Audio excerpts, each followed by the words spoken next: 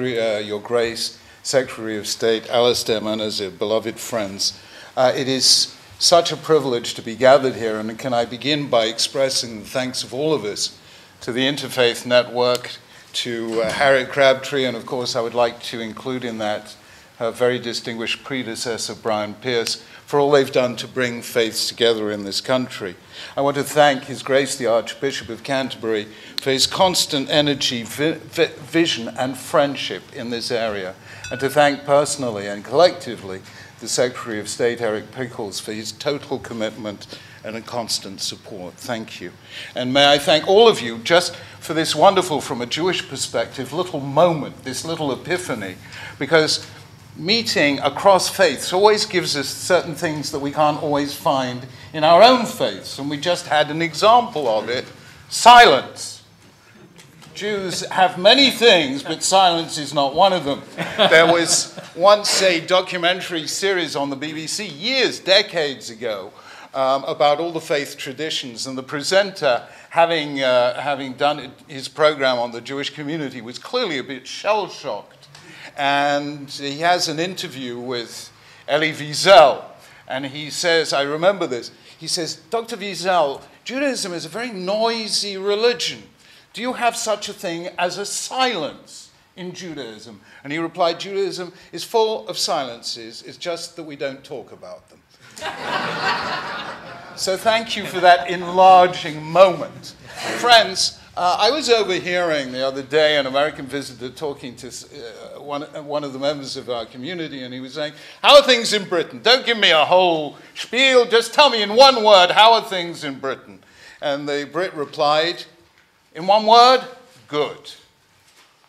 He said, could you sort of spill that out a bit? In 2 words, how are things in Britain? In 2 words, not good. And things are good, but also they're not good. We have seen a kind of social turmoil, not only within Britain, but across Europe, even across the world, that the Archbishop described in his beautiful address at the Guildhall last week as the shaking of the nations.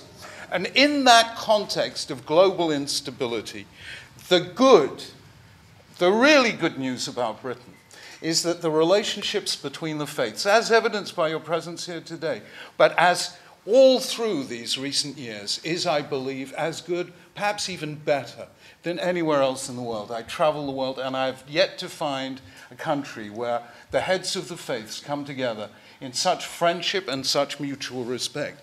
And that is a tremendous, tremendous asset for Britain as a whole, and part of what we mean by living well together. Let me give you an example, and Laura Marks is here today. We have a little project. We take a day in the Jewish community once a year, and the day was yesterday, and we call that Mitzvah Day. We encourage everyone in our community to do an act of kindness beyond the borders of community, to reach out a hand of friendship beyond boundaries. And it's a lovely project, and it's beautiful, but what's even more beautiful is that it's got to be contagious, so that the Hindu community have their Siwa Day. And yesterday we were decorating, we were repainting a hospice, and we were joined by the Anglican community, by the Muslim community. I'm not saying our painting was great. They said to me after seeing my handwork, don't give up your day job. But the fact that we were all together doing an act of kindness that brought us beyond the boundaries of our faith was incredibly important. We know that the power of religion is that it creates communities. It turns a bunch of I's into collective we.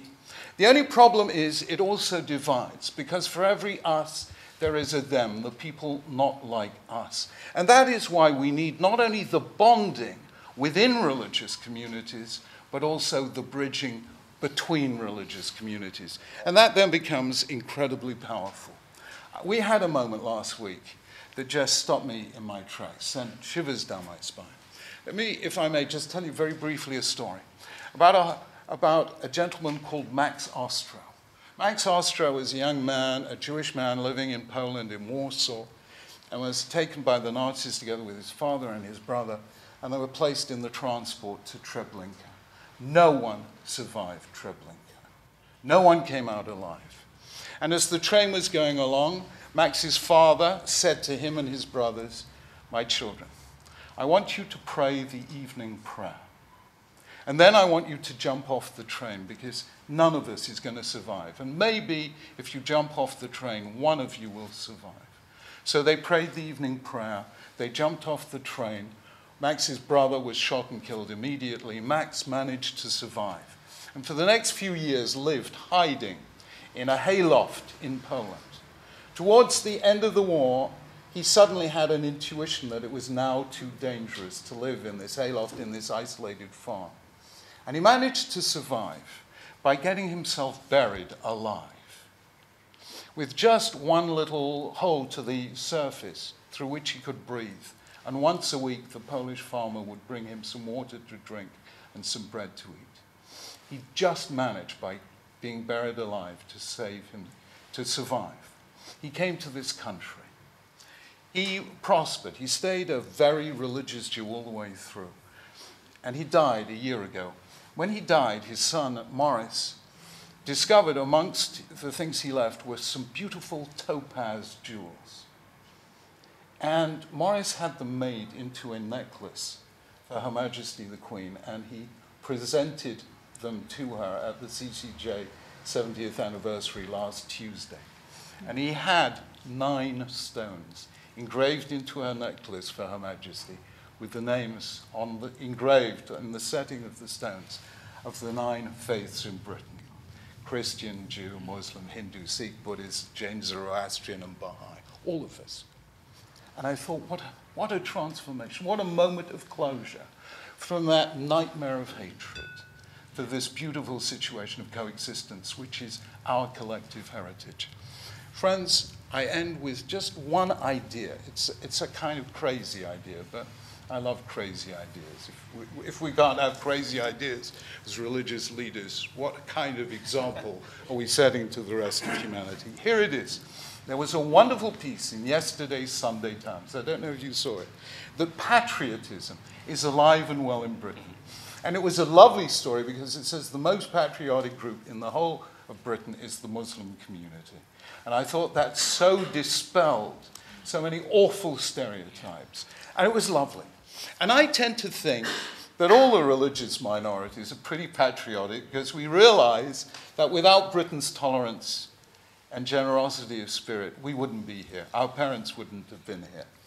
And I think we all feel patriotic. Wouldn't it be a beautiful thing if the 9 faith groups could come together and do something? I call it a covenant with Britain, a collective statement of our love of this country and our desire to work together for the good of all of us, not just the people like us, but also the people not like us. And if we could, between now and next June, formulate such a very simple declaration of principles of active citizenship and care for the common good, and if we could perhaps get each of our faiths to do a little YouTube video that we could send, be accessible on the web, and we could send as a DVD to all our schools and all our communities, and if we were able to present it next June to Her Majesty the Queen as our present to her for her Diamond Jubilee for 60 years on the throne, would this not be a beautiful present and a way of saying, Your Majesty, under your benign rule, we have learned to live well together. Thank you very much indeed. Thank you.